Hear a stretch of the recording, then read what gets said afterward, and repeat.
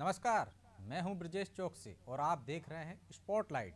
और आज स्पॉटलाइट में बात करेंगे चढ़ी चुनावी खुमारी तो पीछे छूटी महामारी की। देश में कोरोना की तीसरी लहर की आहट साफ सुनाई दे रही है। राज्य सरकारें भी सतर्क हैं और कई पाबंदियां भी लगा रही हैं। इस खतरे को देखते हुए इलाहाबाद हाईकोर्ट ने उत्तर प्रदेश सहित 5 राज्यों में होने जा रहे विधानसभा चुनाव टालने की सलाह दी थी, लेकिन चुनाव आयोग ने इस आग्रह को खारिज कर आज ऐलान कर दिया कि तय समय पर ही विधानसभा चुनाव होंगे। मजेदार बात यह है कि उत्तर प्रदेश में जो विपक्षी दल दूसरी लहर में हुई मौतों पर राज्य की योगी आदित्यनाथ की सरकार को घेरने का कोई मौका नहीं छोड़ते थे, वे सब तय समय पर ही चुनाव कराने की मांग कर रहे हैं और चुनाव आयोग के फैसले पर खुशी जता रहे हैं।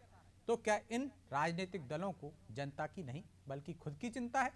क्या उन्हें डर है कि चुनाव आगे बढ़ने से माहौल उनके विपरीत हो जाएगा? क्या आयोग ने राजनीतिक दलों के दबाव में यह निर्णय लिया है? इसी पर चर्चा करेंगे, लेकिन पहले देखते हैं ये रिपोर्ट, फिर बताते हैं कौन कौन मेहमान हमारे साथ जुड़े हुए हैं।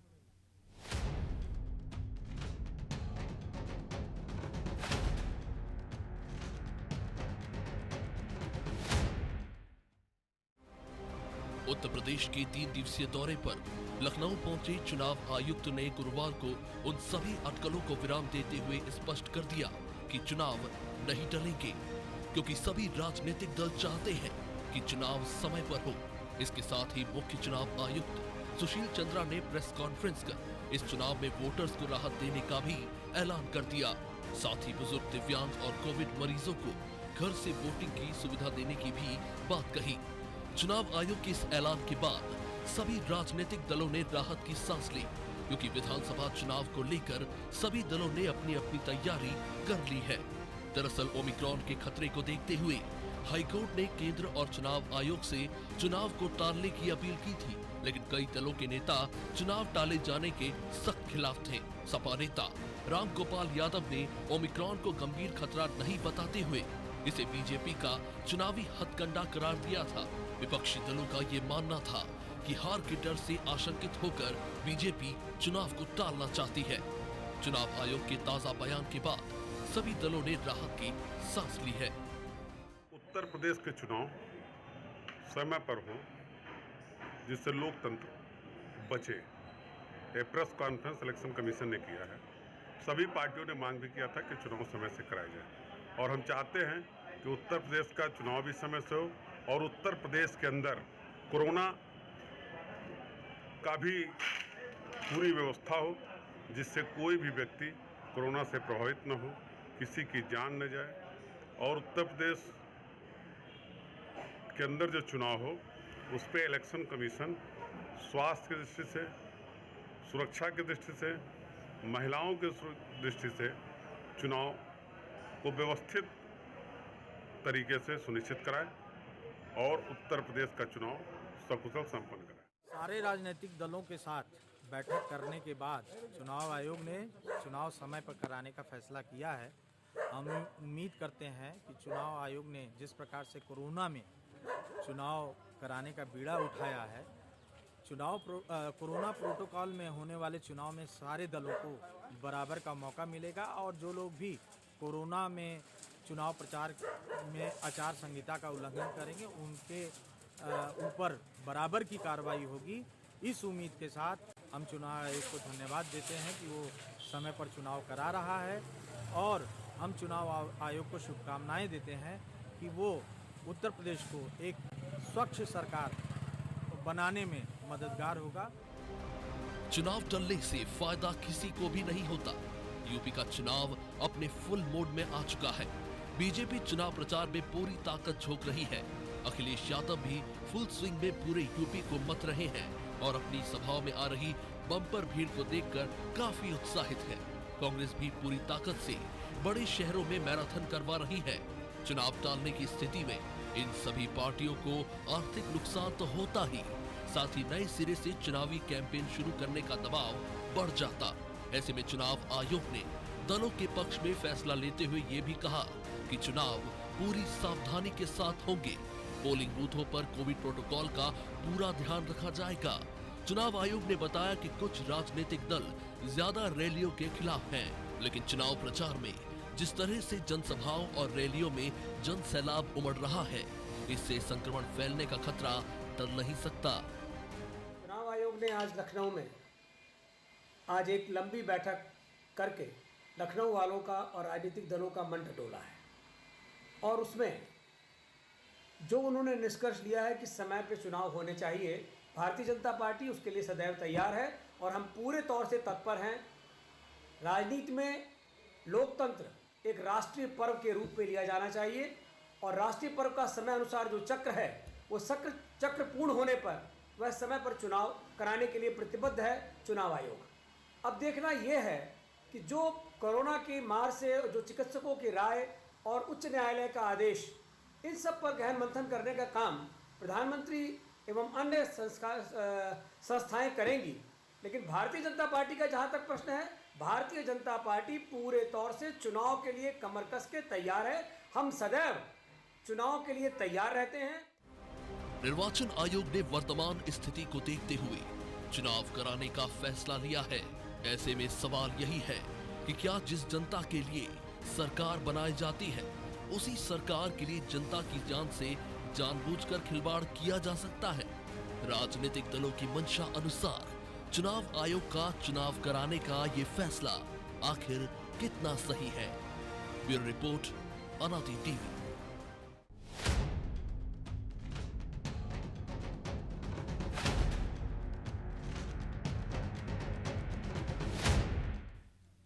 तो इस चढ़ी चुनावी खुमारी में पीछे छूटी महामारी, क्या वजह है, क्यों कराए जा रहे हैं चुनाव?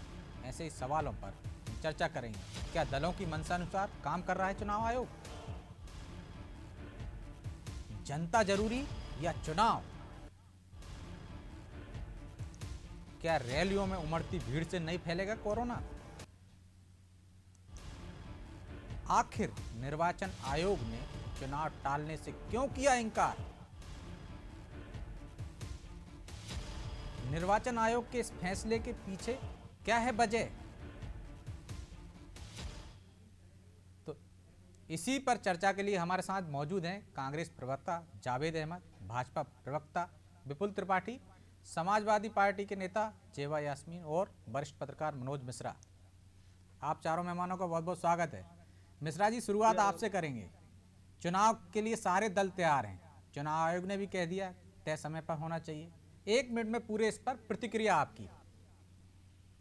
उत्तर प्रदेश से पहले अगर पहली हम बाद हमने बिहार का चुनाव देखा है जी। और बिहार के चुनाव मुझे लगता है कि आज की व्यवस्थाओं से ज्यादा संकट उस समय था, क्योंकि पहली लहर के बाद दूसरी और दूसरी के बाद ये तीसरी लहर।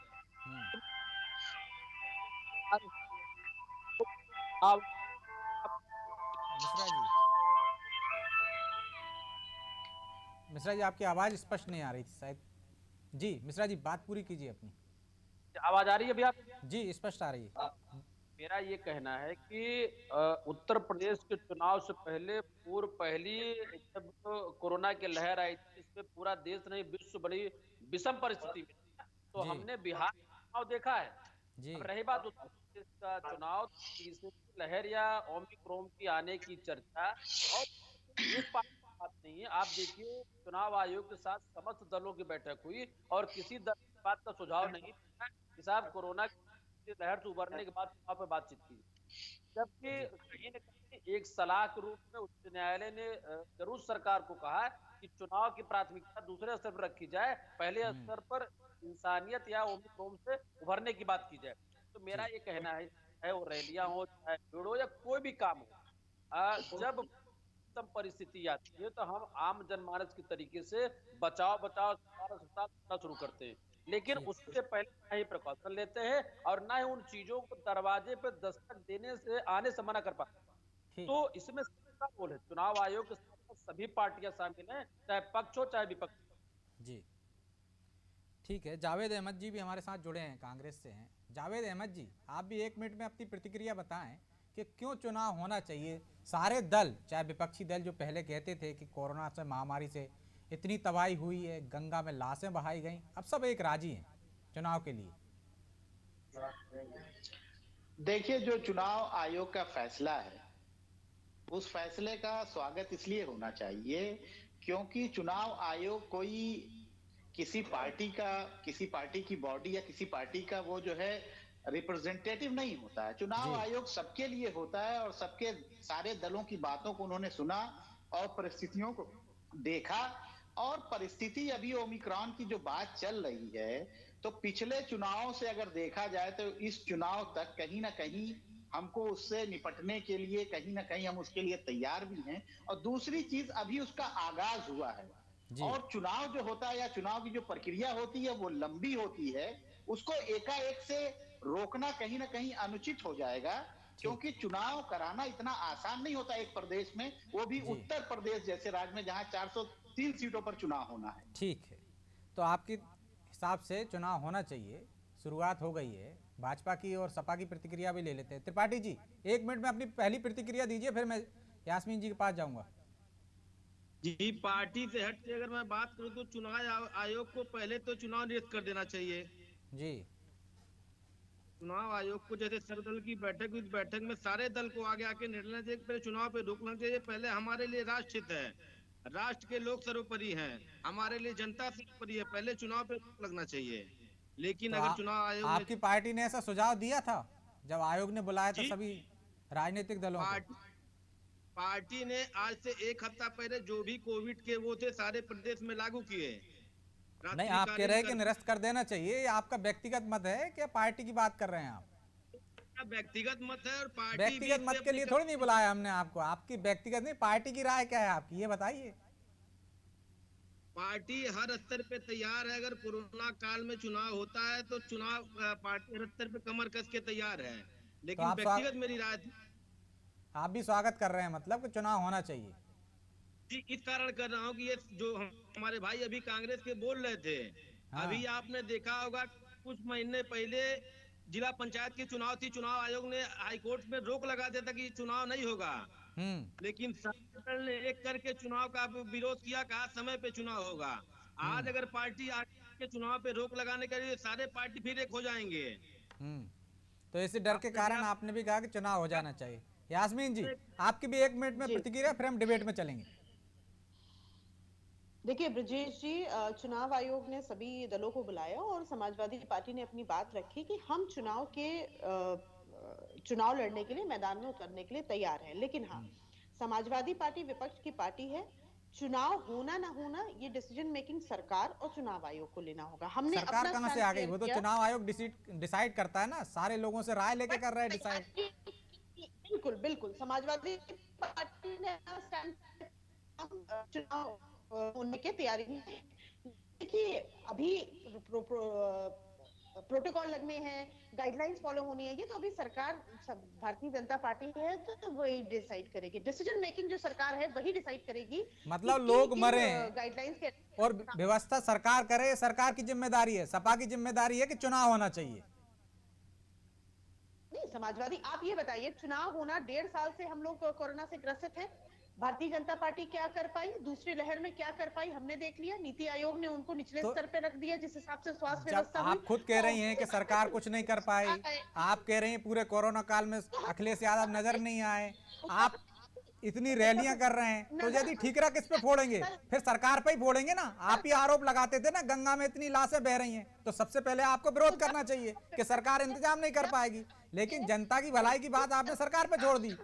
आपकी क्या स्टैंड है सपा का? सपा को कहना चाहिए तो ये सरकार नहीं संभाल पाती है, हमने पहले भी हालात देखे हैं, इसलिए चुनाव अभी ना कराए जाएं। सर, अब चुनाव नहीं भी होंगे तो भी हमें पता है कि व्यवस्था भारतीय जनता पार्टी स्तर पे नहीं, कि दूसरे लहर ने उन्होंने ये दिखा दिया, तो मैनेजमेंट तो इनके हाथ में वैसे भी नहीं दिया जा सकता है। अब ये तो चुनाव आयोग के हाथ में मैनेजमेंट आ जाएगा जैसे ही आचार संहिता लगेगी। रामगोपाल यादव जी तो प्रबल पक्षधर हैं कि चुनाव होना चाहिए। बिल्कुल, चुनाव आयोग के अंतर्गत हो सकता है कोई सही व्यवस्था बना ले, क्योंकि Bharatiya Janata party second wave में आपने देखा विफल रही है मैनेज करने में। तो जब भारतीय जनता पार्टी विफल रही है तो थर्ड, जब सेकेंड में विफल रही है तो थर्ड के लिए तो बिल्कुल तैयार नहीं है। बेहतर होगा कि चुनाव आयोग कोई नया मैनेजमेंट स्ट्रेटेजी लेके आए और उसको मैनेज करे। तो यास्मीन जी, वही तो हम कह रहे हैं कि आप ही आरोप लगाते थे ना कि ये सरकार विफल रही है, तो आप ऐसे सुझाव देते कि यदि चुनाव कराना है तो पूरी जिम्मेदारी चुनाव आयोग ले ले, हम वर्चुअल रैलियां करेंगे, ऐसे सुझाव देना चाहिए, क्योंकि ये सरकार पिछली बार विफल रह चुकी है। बिल्कुल बिल्कुल बिल्कुल समाजवादी पार्टी ने अपने सुझाव दिए हैं कि जो भी गाइडलाइंस होंगी समाजवादी पार्टी उसके अंतर्गत रह के अपना प्रचार करेगी। तो जो अभी भी तो बेहतरी के लिए डिसीजन लिया जाएगा हम उसी तो गाइडलाइंस देखिए चुनाव आयोग ही देगा ना। अगर वो डिजिटल यास्मीन जी क्या गाइडलाइन का पालन करते हैं क्या राजनेता? अभी भी गाइडलाइन तो है ही ना कि सोशल डिस्टेंस का पालन करना चाहिए, चाहे आपकी रैलियां हो, चाहे अखिलेश यादव जी की रैलियां हो, चाहे भाजपा की रैलियां हो, कोई सोशल डिस्टेंसिंग का पालन हो रहा है क्या? देखिए रैली में तो सोशल डिस्टेंसिंग का पालन होना नेक्स्ट टू इम्पॉसिबल है, तो आपको विरोध करना चाहिए ना। उसी यूपी में ये नियम बना है कि शादियों में 200 लोग रहेंगे और रैलियों में कोई सीमा ही नहीं है। तो हम तो कह रहे हैं ना कि आप गाइडलाइन दीजिए और हम फॉलो करें। तो मैं भी वही बता रहा हूँ ना, यूपी की गाइडलाइन बता रहा हूँ, मैं मध्य प्रदेश की नहीं बता रहा हूँ, ना छत्तीसगढ़ की बता रहा हूँ कि शादियों में 200 की गाइडलाइन है कि नहीं, 200 लोग जाएंगे।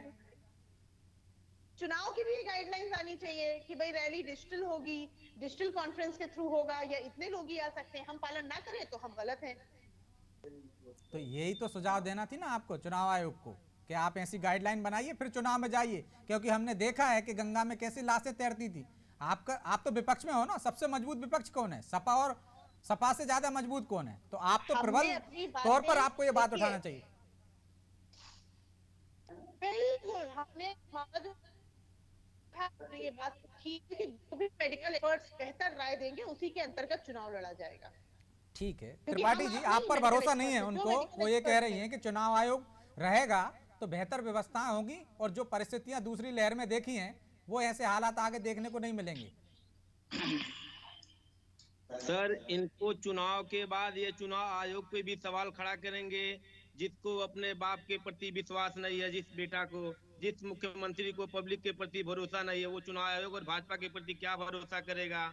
पहली लहर में आपने देखा कि किस तरह से भाजपा ने लोगों का सेवा किया, और ये पहली पार्टी थी सपा समाजवादी पार्टी जिसने कोरोना वैक्सीन लगाने के नाम पे भ्रम फैलाया पब्लिक के बीच में जाकर के कि वैक्सीन न लगवाएं, ये वैक्सीन एक पार्टी का है, एक दल का है। और आज वही लोग सवाल उठा रहे हैं कोरोना की दूसरी लहर को लेकर के, जो अपने घरों में कैद थे। भारतीय जनता पार्टी का एक एक कार्यकर्ता, समर्पित कार्यकर्ता सड़कों पे घूम रहा था, लोगों की मदद कर रहा था। सरकार आपकी, आप कोरोना की गाइडलाइन बना रहे हैं और आप खुद ही पालन नहीं कर रहे हैं, दूसरों से कैसे सवाल करेंगे? पहले तो खुद पालन करो ना, पालन। और फिर दूसरे पालन नहीं करते हैं तो कानून का डंडा चलाओ। आप तो बुलडोजर चलाने वाले सरकार है आपकी। बुलडोजर सब चलेगा। अभी ये लोग चुनाव आ रहे हैं, इन लोगों के बाद तमाम राजनीतिक प्रतिद्वंदी होंगे। ये लोग आपके हम चुनाव में विरोधियों के साथ साथ अपने जो कानून का पालन नहीं कर रहे अपने वालों पे भी चलवा दो थोड़े बहुत। सर जो तो भी भी चलवा दो ना, बुलडोजर चलेगा। सरकार का लड़का पकड़ा गया उनका मर्डर का आरोप है तो सबसे पहले वहां भी चलवा दो। किसके ऊपर सर? टेनी जी, आपके केंद्रीय गृह राज्य मंत्री। हाँ टेनी जी, बिल्कुल चलेगा। आप सब्र करें, सब्र करें। आप ही लोग, इन्हीं लोगों ने आप घोषणा कर रहे हैं तो टाइम भी बता दीजिए। पार्टी के प्रवक्ता हैं कि पार्टी कहेगी चलवाएगी। तो सरकार ने देखो वही बात करो जो करवा सको। हमारी सरकार में जाति के नाम पे, धर्म के नाम पे, मजहब के नाम पे काम नहीं होता। इसमें जाति धर्म कहाँ है? इसमें जाति धर्म की तो हमने बात ही नहीं की, हम तो अपराधियों की बात कर रहे हैं। तो आप इंतजार करिए कोर्ट के आदेश का, उनको सजा होगी। जिनके यहाँ चला है वो सब कोर्ट के आदेश से ही चला होगा।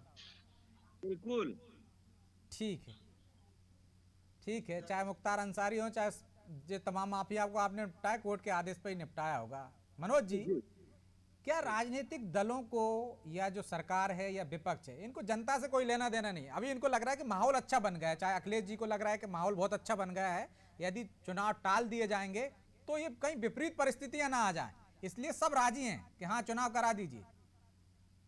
यही लोग पश्चिम बंगाल के चुनाव का विरोध कर रहे थे, यही लोग बाकी के राज्यों में, बिहार में चुनाव हो रहे थे तो विरोध कर रहे थे कोरोना को देखते हुए। जी आपको याद होगा कि जिला पंचायत या ग्राम पंचायत, ग्राम प्रधानों का चुनाव एक्सटेंड भी हुआ था और आगे भी बढ़ा था। लेकिन मेरा ये कहना है कि संविधान परत 5 वर्ष पूर्ण होने पर चुनाव समय पर हो जाने चाहिए। लेकिन अगर विपदा आपदा और वो इस तरीके की है जो कोरोना महामारी को विगत 2 वर्षों से पूरा देश नहीं पूरा विश्व कहीं न कहीं सफर रहा है। लेकिन मैंने जी आपसे इसलिए बात कही कि चाहे वो बिहार की बात हो, बंगाल की बात हो, लगातार मैं लगभग 18 वर्षों से इन राज्यों को कवर करता रहा हूँ और देखता रहा हूँ। बिहार की स्थिति प्रथम दृष्टया बहुत ज्यादा खराब थी, क्योंकि कोरोना की पहली लड़ाई, चाहे वो संसाधन हो, चाहे व्यक्ति हो, चाहे वो हॉस्पिटल हो, चाहे सरकार हो, सभी किंकर में मोड़ते, लेकिन फिर भी चुनाव हुआ और उसका हश्र हम जैसे बड़ी संख्या में पत्रकार या बाकी अन्य लोग भी सफर रहे, कई लोगों की जान भी गई। लेकिन मौजूदा जो परिस्थिति है उत्तर प्रदेश की, इसमें पक्ष विपक्ष या जो भी है सभी चुनाव चाहते हैं, चुनाव समय पे हो।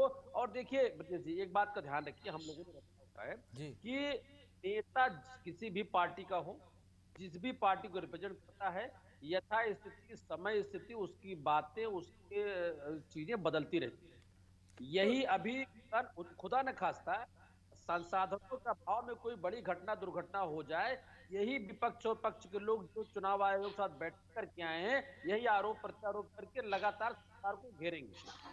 तो मनोज जी, आपको नहीं लगता कि जिस चुनाव आयोग ने कहा है कि जो कोरोना प्रभावित हो जाएगा वो घर से वोटिंग कर सकता है, बुजुर्गों को घर से करने की इजाजत दे दी है, तो ये सही समय है, चुनाव सुधार की बातें करते हैं हम लोग कि ऑनलाइन वोटिंग की व्यवस्था कर दी जाए, जैसे वो दूसरे देशों में भी हम देखते हैं कि ऑनलाइन वोटिंग करा के चुनाव करा लिए जाए? जी, मुझे लगता है अभी उस पर पहुंचना कई तकनीकी कारण हैं, जिसमें चाहे थंब इम्प्रेशन की बात कर ले, चूंकि उसको अपडेट करना पड़ेगा जी। वो घर में बैठकर वोटिंग को आप समझ सकते हैं कि हम हमेशा, लेकिन इसको लेकर एक बहस तो शुरू हो सकती है, आज नहीं तो कल। बिल्कुल आपकी सवाल का और चैनल के माध्यम से किए गए सवाल का बिल्कुल स्वागत करना चाहिए कि हम अगर आज चाहे वो हमारा आधार कार्ड हो या हम एटीएम की बात करें, हम अगर आज 21वीं सदी में आकर के, ब्रजेश जी आपको याद होगा आज से 20-25 वर्ष पहले अगर कहीं शादी होती थी, बेटी की विदाई होती, पूरा परिवार उस घर का रक्षा करता था कि लूट खसोट मारपीट या डकैती नहीं हो जाए। लेकिन आज बुंदेलखंड के अन्य बिगड़ इलाके में भी 10-10 लाख एटीएम पड़े और लोग इस्तेमाल करते हैं। तो बिल्कुल सही बात है, जिससे जिस संविधान से जिस व्यवस्था से सरकारों को चुना जाना तय होना है और वही सरकारें नियमबद्ध तरीके से हम पे आप पे राज करती हैं, तो वो पारदर्शी हो जाए, इससे बेहतर कोई बात नहीं होती। लेकिन उस पर चर्चा ना तो राज्य करता है ना केंद्र करता है, बल्कि जब जो जैसा आता, जिसको जो चीजें ठीक लगती हैं उसी चीज को बढ़ाते हुए दिखता है जी। ठीक। त्रिपाठी जी, लगातार चुनावी रैलियां चल रही हैं, आपकी भी सबसे ज्यादा रैलियां होती हैं और सपा की भी सबसे ज्यादा रैलियां होती है, भीड़ भी तमाम नेताओं की रैलियों में होती, चाहे प्रियंका वाड्रा की बात करें, चाहे हम अखिलेश यादव की बात करें, चाहे योगी आदित्यनाथ की या प्रधानमंत्री की रैलियों की बात करें, तो क्या रैलियों से कोरोना नहीं फैलता? जो भी भारतीय जनता पार्टी की रैली होती है वो कोविड का जो नियम होता है उसको फॉलो करके होती है। सोशल डिस्टेंसिंग का पूरा फॉलो होता है उसमें। एक फोटो भी दिखा दीजिए त्रिपाठी जी, जिसमें या तो ये एक फोटो ऐसा दिखा दीजिए कि योगी जी मास्क पहने बैठे हुए हों, या लोगों की दूरियां दिखा दीजिए, आपके नेताओं के मास्क वाले फोटो दिखा दीजिए। अरे पब्लिक देख रही है, कुछ तो शर्म करिए त्रिपाठी जी। 100% मार्क्स वाली रैली, मैं बार बार जो भी सरकार की गाइडलाइन है उसी के थ्रू हमारी रैलियां होती हैं। तो सही है, आपकी रैलियों से कोरोना नहीं फैलेगा, ये तय है। किसकी रैलियों से फैलेगा? सपा की रैलियों से, कांग्रेस की रैलियों से? आप तो पर्याप्त व्यवस्था कर रहे हो। आप देखिए, अभी आप तो विपक्ष का काम कर रहे हैं, मान्यवर विपक्ष जो बोलना चाहिए वो आप बोल रहे हैं। रैली में फैलने वाले कोरोना पे बिल्डोजर चला दिया। नहीं, ये तो विपक्ष का प्रस्ताव कर रहे हैं ऐसा जनाब। हाँ, विपक्षी फैला रहा है। यास्मीन जी, भाजपा की जो रैलियां हो रही हैं उसमें कोरोना कोई असर कारक नहीं है, लेकिन आपके यहाँ तो हो रहा है। आप तो कुछ इंतजाम कर लीजिए, पब्लिक की चिंता कर लीजिए। आप तो आरोप भी लगाते हैं कि सरकार ने चिंता नहीं की, हम चिंता करेंगे। ब्रजेश जी, अभी मैं भाजपा प्रवक्ता को सुन रही थी, ये तो ऐसे बैठ के हंस रहे हैं यहाँ पे जैसे कोई कॉमेडी शो चल रहा है। हम लोग इतने सीरियस मुद्दे पे चर्चा कर रहे हैं और ये अभी कॉमेडी शो चला रहे हैं। देखिए, मैं अपनी गलती मानती हूँ कि देखिए, चाहे वो रैली समाजवादी पार्टी की हो, भाजपा की हो, प्रोटोकॉल फॉलो होना नेक्स्ट टू इम्पॉसिबल है, क्योंकि इतने सैकड़ों लाखों लोगों के बीच में ना आप सैनिटाइजर यूज कर सकते हो ना ही मास्क पॉसिबल है। तो ये मैं मानती हूँ, लेकिन हम इसलिए रैली कर रहे थे क्योंकि अभी 1 महीना पहले तक कोरोना कहीं एग्जिस्ट नहीं कर रहा था। हम लोग अपनी नॉर्मल लाइफ में बैक आ चुके थे। क्योंकि 1 महीने से ये मुद्दा उठा हुआ है और चुनाव सर पे है, हम लोग अपनी रथ यात्रा लेके निकले हैं। लेकिन आज भी जिम्मेदारी के तहत समाजवादी पार्टी ये कहती है और चुनाव आयोग से भी कहा कि लेकिन मेडिकल यास्मीन जी, एक्सपर्ट की राय ली चलिए जाए। आपको सत्ताधारी दल की बात पे नहीं है, लेकिन अब तो WHO ने भी कह दिया है ना कि फरवरी तक आ जाएगा, यूपी खतरनाक स्थिति पे है और आपकी तीसरी लहर का पीक भी आ जाएगा, तो फिर क्यों नहीं रोक लगा रहे हैं? आप ही पहल कर दीजिए। देखिए, हम तो ये पहल कर दें कि भाई हम बैकआउट कर जाएं और निर्विरोध भारतीय जनता पार्टी सरकार बना ले। हमने तो कहा ही नहीं बैकआउट करने की। आप सरकार को सबक सिखाने के लिए कि हम रैलियां नहीं कर रहे। देखिए हमारी रैलियों में इतनी भीड़ है, लेकिन ये सरकार ऐसी नाकारा है जो इसको जनता की चिंता ही नहीं है। आप तो साबित कर सकते हो। देखिए, वही मैं कह रही हूँ ना कि ये जितनी प्लान्ड यात्राएं हो रही है, ये 1 महीने के पहले प्लान थी और 1 महीने के अंदर ही हम लोग ये कोरोना की चर्चा कर रहे हैं, क्योंकि इससे पहले चीजें नॉर्मल थी। अब हम लोग इस पे चर्चा कर रहे हैं। अगर हमें लगता है नए साल लेकिन यास्मीन जी, कोरोना ने थोड़ी नहीं प्लान किया है ना कि आपकी रैलियों के बाद, चुनाव के बाद आएगा। वो तो अभी आ जाएगा। देखिए, इसमें अभी भी मैं कह रही हूँ, अभी भी Bharatiya Janata party out of government तो नहीं है ना, अभी भी गवर्नमेंट उन्हीं की चल रही है। अगर उन्हें लगता है मेडिकल एक्सपर्ट से वो राय ले ले, उन्हें लगता है WHO जो भी गाइडलाइन देता है फॉलो कराइए। आज अगर आप नियम ले आएंगे, नाइट कर्फ्यू आप लेके आए जो इलॉजिकल है, तो लोग फॉलो कर रहे हैं ना, विपक्ष भी फॉलो कर रहे हैं। ऐसे ही आप दूसरे भी गाइडलाइन ले आइए। आज से अगर समाजवादी पार्टी फॉलो ना करे तो हमें आप गलत कहिए, बिल्कुल गलत कहिए। मतलब हाईकोर्ट जो सलाह दे रहा है उसका कोई मायने नहीं है भाई, वो सलाह दे रहा है ना, फैसला लेने वाला ये त्रिपाठी जी हैं जो बैठ के हंस रहे हैं यहाँ पे। तो आप कोर्ट चले जाइए कि आपकी सुनवाई नहीं हो रही, इस तरह से व्यवस्था नहीं कर पा रही है सरकार। हम व्यवस्था तो नहीं कर पा रही, इसीलिए बदलाव चाहते हैं। और सिर्फ विपक्ष नहीं चाहता है कि चुनाव हो, इवन जनता चाहती है कि चुनाव समय पे हो, ये सरकार बदले। चलिए, सपा को तो ये लग रहा है कि सरकार उनकी आ जाएगी और भाजपा को लग रहा है कि सरकार उनकी बच जाएगी। कांग्रेस को क्या लग रहा है? कांग्रेस तो पहल कर ही सकती है, न खोने को कुछ है न पाने को कुछ है। नहीं ब्रिजेश जी, देखिए आप की राहुल गांधी तो विदेश चले गए, वो भी सुरक्षित हो गए। बड़ी निष्पक्षता से आप सवाल पूछते हैं, लेकिन यहाँ पर थोड़ी सी आपसे नाराजगी है कि आप कांग्रेस को हमेशा जो है एक अलग चश्मे से क्यों देखने लगते हैं। अरे आपकी पोजीशन देख के बोल रहे हैं भाई। कांग्रेस उत्तर प्रदेश में। अरे सर, पोजीशन आपके चश्मे से बता दीजिए, जैसा है वैसा। नहीं, आप जो देख रहे हैं मैं उसी हिसाब से उत्तर दे देता हूं सर, कि हमें जब आपने अभी देखा, आपने भाजपा को समय दिया, आपने कांग्रेस को, इनको जो है हमारी बहन को समय दिया, जनता ने समय दे दिया साहब, मैं क्या करूं? आपको मैंने समय दे दिया, आप बता दीजिए क्या बताना है। सर अगर जनता ने समय दिया है और अगर जनता के स्वास्थ्य के साथ ये हमसे अधिक खिलवाड़ करने में आपकी नेता प्रियंका वाड्रा गांधी महिलाओं को इतना मौका दे रही, हमने एक महिला को मौका दे दिया, आपको तो सम्मान करना चाहिए हमारा। नहीं, देखिए, महिला को सम्मान करने का अर्थ ये नहीं है कि आप महिला को नकल करा देंगे और मैं बगल में जो है बैठ करके कॉपी अपनी इधर उधर ताकता रहूंगा और आप उसको चीट पकड़ा देंगे। ऐसा सम्मान नहीं होता ऐसी जगहों पर। महिला का जहां सम्मान है वहां हम बिल्कुल उनका सम्मान करते हैं, लेकिन अगर आप परीक्षा में नकल कराएंगे कभी सपा को तो वहां नहीं है, वहां पर सम्मान की बात नहीं आएगी। जी चलिए, अभी बात पूरी कीजिए, नहीं फिर कहेंगे आप समय नहीं दिया। जी नहीं सर, मैं ये कह रहा हूं कि बिल्कुल निष्पक्षता के साथ ये बात रखनी चाहिए कि अगर ओमिक्रॉन का खतरा हमारे मेडिकल एक्सपर्ट को लगता है तो मेडिकल एक्सपर्ट और प्लस गवर्नमेंट और हाई कोर्ट उस चीज को तय कर सकते हैं। और जैसा कि सरकार है, सरकार ने ये फैसला लिया है और चुनाव आयुक्त ने फैसला लिया है और विपक्षी दलों ने मिलकर के सहमति जताई है। जैसा निर्णय आपने पश्चिम बंगाल के मामले में लिया था राहुल गांधी ने, के बाद की रैलियां निरस्त कर दी थी, तो यहाँ भी कर सकते हैं, पहल कर लो कि भाई पीछे हमने सबक लिया था, इस कारण हम नहीं करना चाहते। सर बिल्कुल अगर ये खतरा बढ़ता है, केसेस बढ़ते हैं तो वर्चुअल रैलियां ही करनी पड़ेंगी और चुनाव को आगे पीछे भी किया जाना संभव है। उसके जैसा कि चुनाव आयुक्त ने बताया कि घर से वोटिंग होगी, इस तरीके की प्रक्रियाएं भी सामने आएंगी।